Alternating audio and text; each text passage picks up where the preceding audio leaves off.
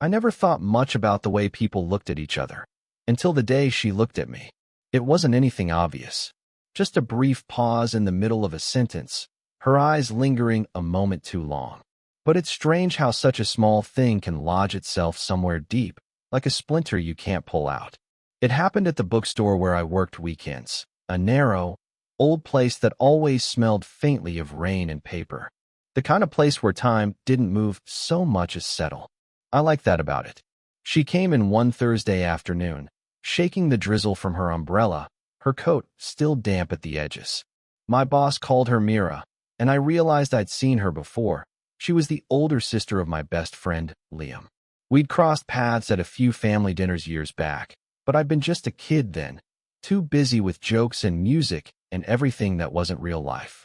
Now she stood by the counter asking about a book we didn't have, her voice even and calm, the kind of tone that made you want to listen carefully just to catch the small hesitations in between words. I told her I could order it for her. She smiled, not the big kind, more like the half-smile people give when they've already decided not to stay long. "Thanks, Elias," she said, reading my name off the tag pinned to my shirt. Her saying it made me suddenly aware of the creases in my sleeves, the ink stain on my hand. We talked about the book for a minute, something by a poet she liked. Her words were measured, a little careful, like she was trying not to sound too interested in anything. I found myself wanting to ask more, just to hear her voice fill the quiet between the shelves. When she reached into her bag for her wallet, a small notepad slipped out and fell open at her feet. A few pages were covered in handwriting, tight, small lines, almost nervous. Before I could stop myself, I crouched to pick it up. Her hand reached for it at the same time. For a second, our fingers brushed. It wasn't cinematic, no thunderclap or slow-motion nonsense, just warmth. Skin, brief contact, but real enough that I felt it even after she'd taken the notebook back. "Thank you," she said quickly, not looking at me this time. "Sure," I muttered. I didn't know what else to say. She left a few minutes later, the bell above the door giving its usual half-hearted jingle. But after she was gone, the shop felt strangely empty, like the air itself had been tuned differently for a moment and then gone flat again. I tried to shake it off. She was Liam's sister, polite, older, self-contained. I shouldn't have thought about her at all, but I did. That night, when I closed up, I found her receipt still lying near the till. I almost threw it away, but her handwriting was on the back. She'd written down the name of another book, maybe one she'd meant to ask for next time. The letters curved softly, like she hadn't rushed. I don't know why, but I kept it. Folded it once, slid it into my pocket. "It's nothing," I told myself. "Just paper. Just words." Still, when I lay in bed later, I thought about how her hand had trembled slightly when our fingers touched, so faint I might have imagined it. And I kept seeing her half-smile, that quiet kind of grace that doesn't announce itself. The shop would open again tomorrow. Maybe she'd come back. Maybe she wouldn't. But I already knew I'd be listening for the sound of the bell. She came back the following week, just before closing. The rain had started again, thin, steady, almost polite, and the bookstore was empty except for the two of us. I was restocking the poetry section when she appeared near the counter, umbrella in hand, a few strands of hair damp and curling at her neck. "I think I ordered something," she said softly, glancing down at the stack of books like they might look back. I found her order slip easily. "You did," I said. "It came in this morning." She smiled, briefly, and pushed her hair behind her ear. The gesture was small, automatic, but I noticed the faint tremor in her fingers, as if she'd been holding something in too long. When I handed her the book, she didn't take it right away. "Do you ever read poetry, Elias?" she asked. "Sometimes," I said. "Mostly the kind that doesn't rhyme." That made her laugh, a low, quiet sound that didn't match the formality she carried. It caught me off guard, warm in a way I wasn't ready for. She rested the book on the counter, tracing the corner of its cover with her thumb. "Most people stop reading poetry after school," she said, eyes still on the book. "They forget how it makes things ache in the right way." Her tone softened on that last word. Ache, like she wasn't talking about poems anymore. "I guess some things deserve to ache," I said, before I could stop myself. She looked up then, really looked. There was something weary in her gaze, like she was used to hearing careful answers, but not careless ones. I used to think that too, she murmured, before I learned to avoid what hurts. The silence after that was different. Not awkward, just suspended, like both of us were waiting to see who would move first. She reached for the pen beside the register, writing her name again on the order form, even though it was already there. Her handwriting this time looked smaller, tighter. "You don't have to keep writing that, you know," I said, trying to sound casual. "I know," she said, capping the pen. "It just feels easier when I'm doing something with my hands." Her honesty disarmed me. Most people would have deflected. She didn't. As she turned to leave, the strap of her bag slipped off her shoulder. I caught it before it hit the floor, and for a second, just a second, she was close enough that I could smell rain on her coat, a faint trace of citrus from her perfume. "Thank you," she said again, almost a whisper this time. Her eyes flicked up to mine, uncertain, then down just as quickly. I nodded, stepping back to give her space, though something in me didn't want to. She left with the book pressed against her chest like it was something fragile. The bell rang softly as the door closed behind her. And even after the sound faded, I could still feel that faint electric pull between us. Quiet, invisible, and entirely wrong. It was supposed to be a simple favor. Mira called the bookstore near closing, her voice low and unsteady over the background noise of rain. She needed help moving a few boxes from her car. "Books for a charity drive," she said. My boss had already gone home, and it wasn't far, so I said yes before I could think too hard about it. Her car was parked outside her apartment building, the wipers struggling against the downpour. She met me at the curb, hair damp again, jacket unzipped like she'd given up trying to stay dry. "Sorry," she said, half laughing as thunder rolled in the distance. "You didn't have to come in this weather." "I didn't mind," I said. And I didn't. Inside, her apartment was warm but quiet, the kind of quiet that feels personal. The living room was lined with bookshelves, every inch filled. A single lamp glowed near the sofa, turning the rain on the windows into shifting silver. We stacked the boxes by the wall, our voices soft, careful not to fill the space too much. She poured tea without asking, the scent of it sharp and sweet. "Thank you, Elias," she said, setting a cup in front of me. "You're always kind." Her words landed oddly, like a compliment that wasn't meant to be one. "I think you just caught me on good days," I said. She smiled faintly, tracing her finger along the rim of her cup. "Good days are rare enough." The clock ticked between us. Somewhere outside, a car passed through puddles. She leaned back, looking tired in a way I hadn't seen before, like something behind her composure had cracked a little. "Liam called earlier," she said suddenly. "He mentioned you might be thinking of moving away." I nodded. "Yeah, maybe. I got offered a job in another city." "That's good," she said too quickly. Then, softer, "It's good." But she didn't look at me when she said it.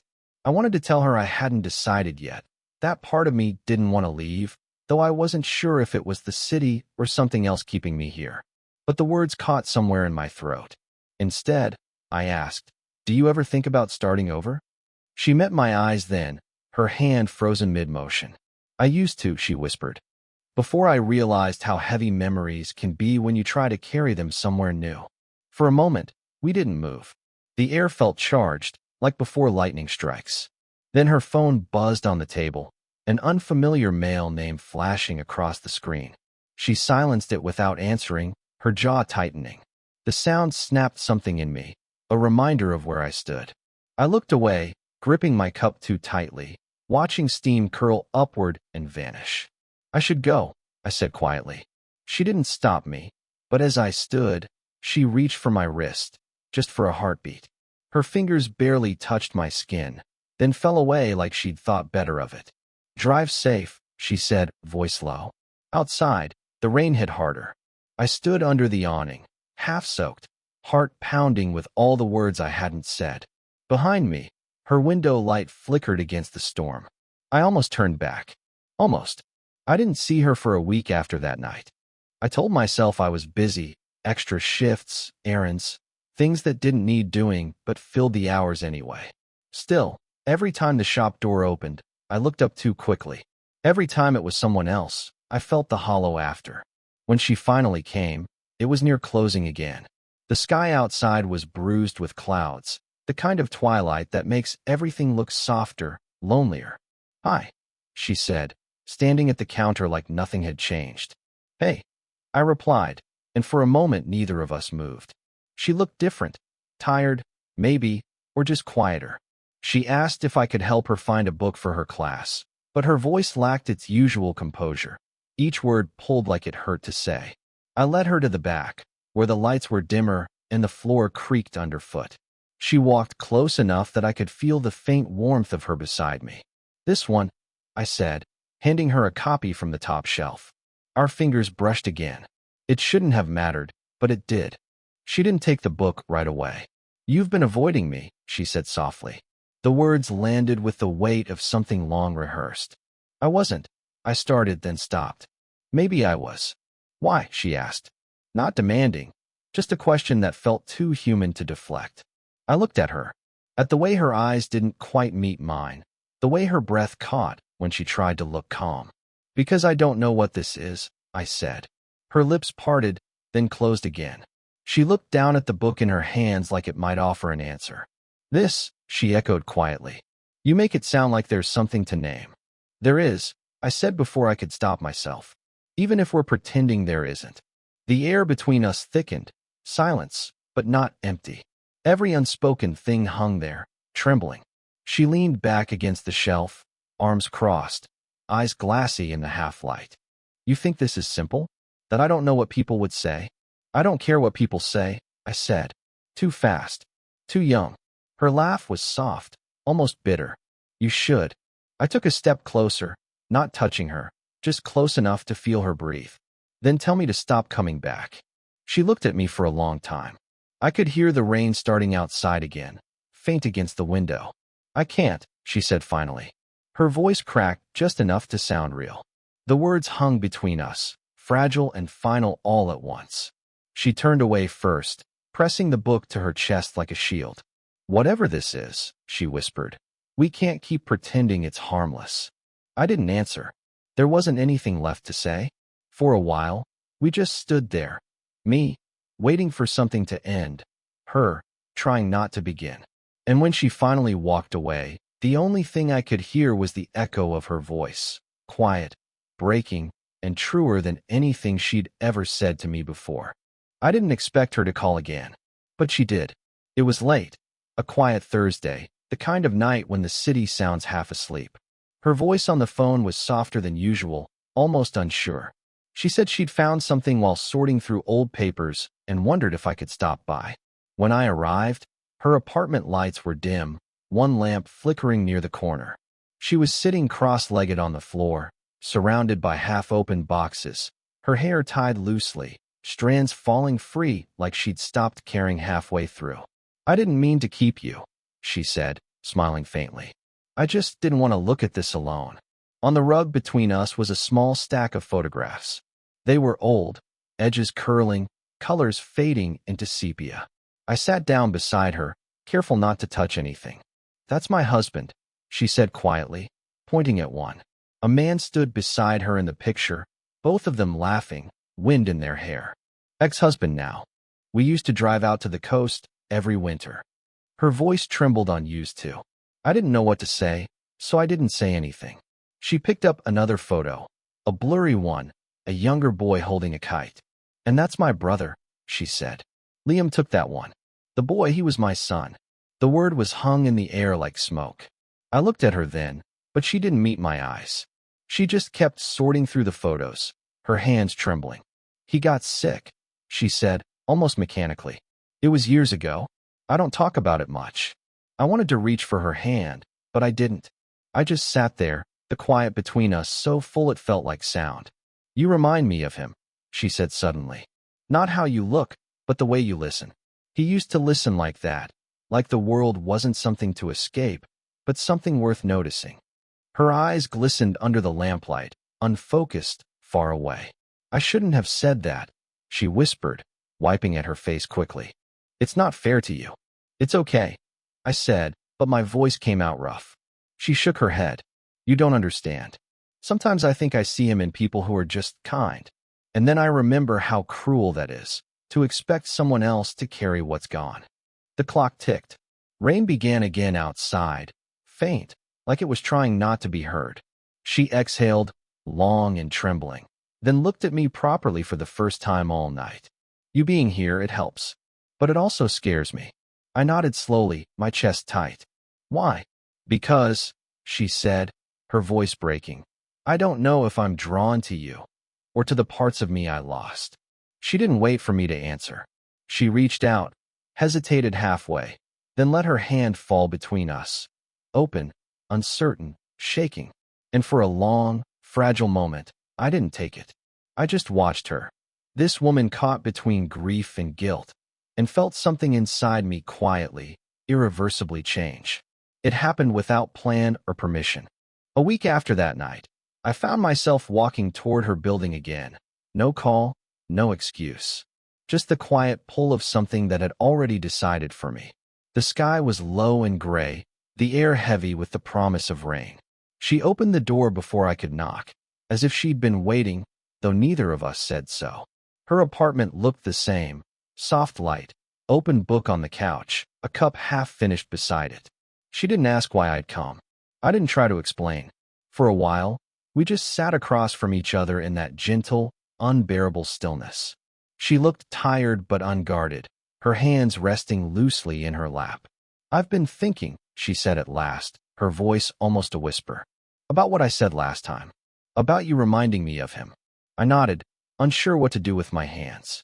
It wasn't fair, she continued. You're not a reflection of anyone. You're just you.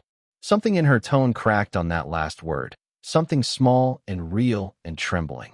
I didn't take it that way, I said quietly. But I understood. She gave a slow nod, then looked down at her hands, twisting her ring, an old, simple band she still wore, though not for love anymore. I've built a life out of restraint, she said. And I think I forgot what it means to be seen without earning it. There wasn't an answer to that, so I didn't give one. I just let the silence hold her words. When she looked up again, her eyes found mine and didn't waver. It felt like standing on a thin edge, every breath balanced between falling and staying still. I keep thinking we should stop this, she said. But every time I do, I realize I don't know how. I swallowed, pulse loud in my ears. Maybe it's not something we have to name, I said. Maybe it's just something that exists. Her mouth curved slightly, but it wasn't a smile. More like surrender. She moved first, slowly, carefully, closing the space between us until our knees brushed. Neither of us spoke. The air shifted, warmer now, closer. Her hand reached out, tentative, resting over mine. Not possessive, not hesitant, just there. We sat like that, palms touching lightly, breaths sinking without intention. No confessions, no promises. Just two people finally allowing the weight of what they'd been avoiding to settle between them. She leaned her forehead against mine, eyes closed. The scent of her, faint citrus, paper, rain, felt achingly familiar now. This isn't simple, she murmured. I know, I said, but it's real. She drew in a shaky breath, and for a moment I thought she might pull away. Instead, she stayed, just long enough for stillness to become its own kind of answer. Outside, thunder rumbled far off, a low echo of something inevitable. Inside, we didn't move. And in that fragile, wordless space, the truth finally stopped running. Not loud, not triumphant. Just there, breathing quietly between us. It's been months now. The rain has come and gone a dozen times since that night, and still, whenever it starts again, I think of her. Not in the way I used to. Restless, wondering, but with a kind of quiet understanding that only comes after something's run its natural course. Mira and I still talk sometimes. Messages, calls, the occasional coffee when our paths cross. There's no pretending anymore, no unspoken tension humming between the lines. What we were, whatever it was, became something gentler once we stopped fighting it. She once told me that love doesn't always have to be permanent to matter. I didn't understand that then. I do now. Because what we had wasn't about ownership or outcome, it was about recognition. Two people seeing each other clearly for a brief, impossible moment and being changed by it. I've moved since then. Different city, new job, fewer familiar streets. The bookstore closed a few months after I left. Mira sent me a photo of the empty window, a simple text. Some places end quietly, but endings don't always mean loss.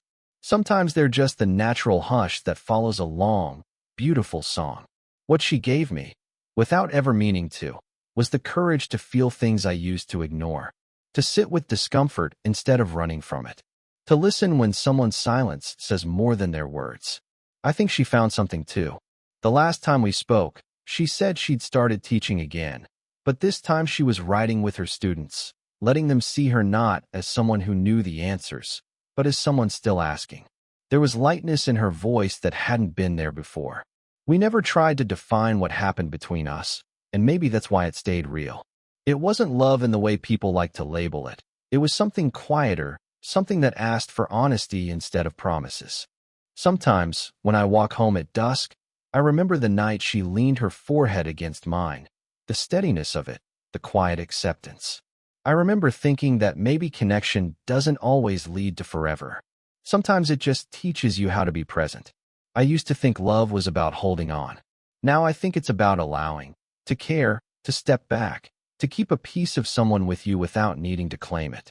She'll always be part of my story, not because we ended up together, but because she showed me what it meant to arrive in a moment completely and let it go when it was time. And maybe that's the truest kind of love there is, the kind that doesn't need to last forever to be unforgettable. If this story made you feel something, let me know in the comments. Would you want more stories like this?